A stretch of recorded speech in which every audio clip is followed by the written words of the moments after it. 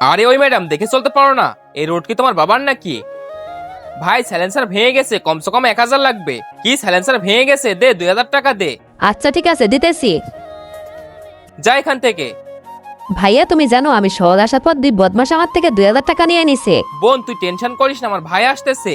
ও এই শহরের সবকিছু জানে, ও অবশ্যই তোকে সাহায্য করবে। আরে ওই দেখ, আমার ভাই চলে এসেছে। বান্টি। হ্যাঁ ভাইয়া। আরে তোমরা একে অপরকে চেনো নাকি? আরে কে তুমি? বান্টি, এটা আমার ছোটবেলার বন্ধুর বোন। কিছু বদমাশর টাকা ছিনিয়ে নিছে, তুই বিষয়টা একটু দেখ। আর বান্টি শোন, ওই বদমাশকে যেখানেই পাবি ওকে মেরে মেরে পিঠের চামড়া তুলে দিবি।